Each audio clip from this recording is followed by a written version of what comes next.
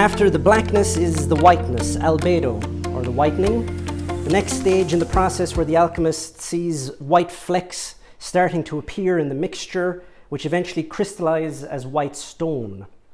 This is representing the gradual cleansing of the psyche for Jung as the inner darkness is faced. So it's the light at the end of the tunnel. It's coming out the other side of a difficult transformation.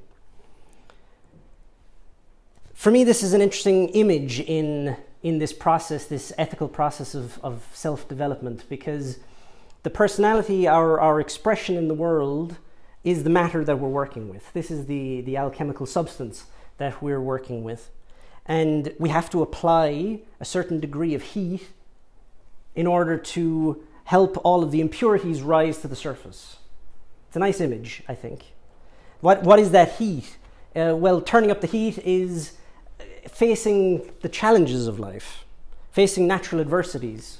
In mythology, they talk about facing the test, the trials, of which there are many. I mean, we all get tested every day, by everything around us, by people, by places, by things. Everything in life is going to test us in some way. What is the test? It's usually an inconvenience. It's a frustration. It's something that's contradicting us, that's challenging our desires, challenging our opinions. And then how do we deal with those tests? Also a good reflection. Is it avoidance? Is it frustration? Is it aggression? Is it defensiveness?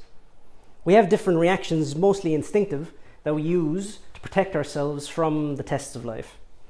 But this alchemical Jungian approach, which is very philosophical in nature, is to go towards the test, to accept, to turn up the heat a little bit. And this is really for everything in nature. I mean, it's not just symbolically alchemical. Even if we look at carbon, how does carbon become a diamond? Through intense heat and pressure. So carbon, which is worthless, becomes something which is priceless through pressure.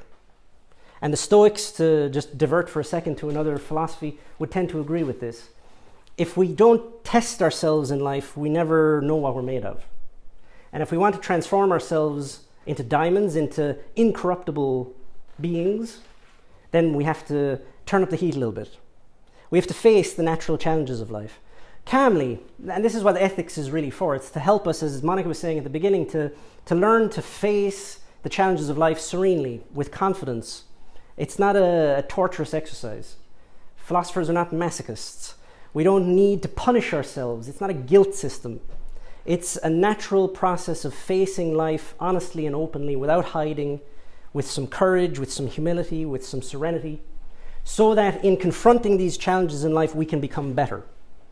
And ultimately, we can have an impact in the world around us. Because if we're always hiding, if we're protecting ourselves, if we're in our comfort zone all the time, we're very conservative, we're risk adverse, our ability to change things in the world around us is going to be very limited. So this is, philosophically, the whitening stage is to purify, to clean away the layers, the conditioning, the habits, the mechanicity, the self-centeredness, these layers of our personality that we've accumulated over years, which we often don't question, which we often identify with. We even think we are the layers, but it's just accumulation.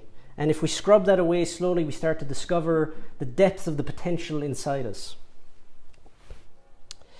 Which then brings us to the third stage, rubedo, or redness.